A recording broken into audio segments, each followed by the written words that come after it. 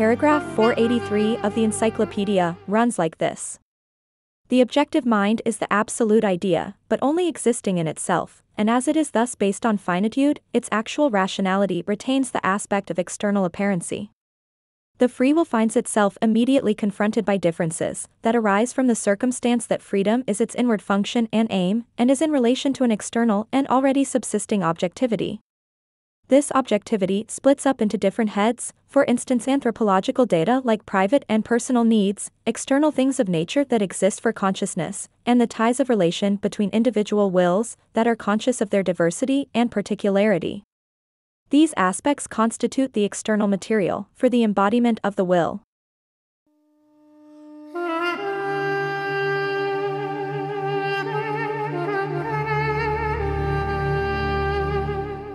At first glance we can say this about this paragraph. This text discusses the concept of the objective mind within the framework of Hegelian philosophy. The objective mind refers to the manifestation of the absolute idea in the real world, which is inherently limited or finite. This means that while the absolute idea represents pure rationality, its actualization in the world retains a semblance of being external or apparent. The free will is presented as having an internal purpose or aim, which is freedom. However, this internal aim of freedom comes into immediate conflict with the external world, which is already existing and divided into various categories. These categories include anthropological data, the personal needs and desires of individuals; external things of nature, the physical world that is perceived by consciousness; relations between individual wills, the social and interpersonal connections between people who are aware of their own unique identities and differences. These elements provide the material context in which the will must operate and manifest itself. In other words, the will seeks to express its inherent freedom but must do so within the constraints of the existing world, which includes personal needs, the natural environment, and social relationships. The text highlights the tension between the internal aim of the will, freedom, and the external conditions that shape its expression.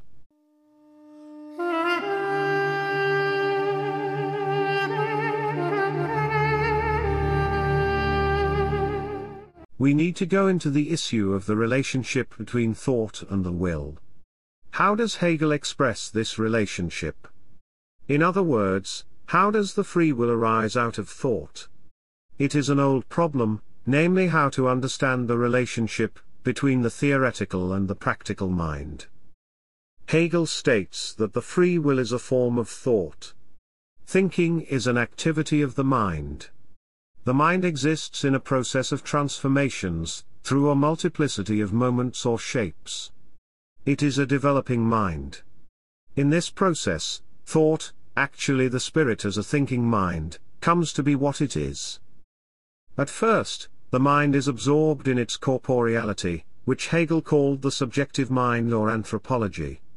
The spirit is now present as a soul that controls the body but is equally governed by the body. In the second part of subjective spirit, Hegel develops how the spirit appears to itself as something distinct from the body.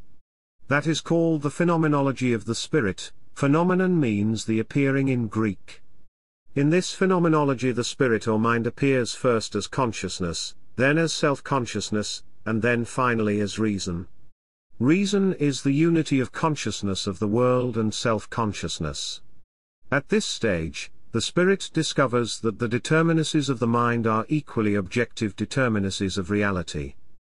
This idea of the unity of subjectivity and objectivity is at first still abstract and undeveloped. In the third part of the section of subjective spirit, called the psychology, we find the way in which this unity is developed and becomes concrete. The primitive certainty of the mind about its unity with reality is now developed into the truth of it. The spirit is actively engaged in the attempt to express and realize its own essence. And basically, there are two ways in which the spirit can do that, as a theoretical mind and as a practical mind.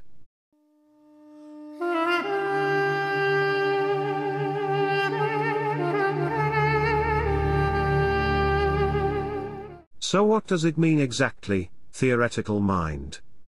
The theoretical mind is an activity, not a passive receptivity. The object, which seems at first to be strange and alien, is now reconstructed by taking away its being given. It was something given, but now it becomes given in a certain form. Its strangeness is removed. The theoretical mind is the mind that knows, and this knowledge is the effect of an activity in which the object is reconstructed as something that belongs to the rationality of the mind itself. A complex series of impressions becomes the image of a tree, for instance. In its relationship to the object, the mind or the spirit only deals with itself. In the phenomenology that we mentioned earlier, the mind is still seeking its rationality in the objective world that is considered to be external. Here it finds the object within itself. Whereas in the phenomenology, we still considered everything as a form of the subject-object relationship, that is an opposition or contradiction between subject and object. Now we approach everything from the perspective of the identity between the knower and the known. We can say that in one sentence. The perspective of the theoretical mind understands all knowledge as an expression of the fundamental unity of subject and object. The theoretical mind makes the whole objective reality into something interior to the mind. The exteriority of a given world is lifted, the theory grasps the world in the form of thoughts. The world is no longer alien. So what about the practical mind? We said that the theoretical mind understands the world as something interior and no longer as a strange, exterior world. In knowing the world we are, in Hegel's famous phrase, in the other with ourselves. The mind operates from this position. This also involves understanding that all of the determinacies of the theoretical mind are determinacies of its object. It is the mind that actually determines what its contents are. The determination and expression of its contents is actually a form of self-expression. This is where the moment of free will appears within the theoretical mind. The thinking mind posits itself, it aims at itself as the goal of its activity. It wants to do that as it is driven by an inner urge and desire to be.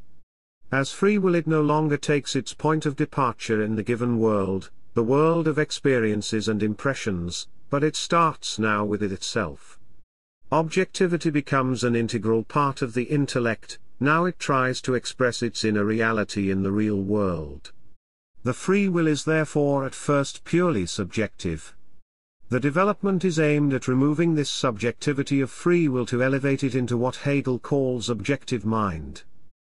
This development of the theoretical mind into the objective mind is necessary. The unity between subject and object that the theoretical mind has found, or rather produced, exists only within the mind. It is only in the logical form of our thoughts that we find this unity, one-sided, within ourselves. This unity, however, can only become more complete when we produce the unity of subject and object also within the sphere of the object. The practical mind is the spirit in which we produce an objective reality, and form it in harmony with our interior reality. The practical mind is performed by free will, and that is how thought becomes free will.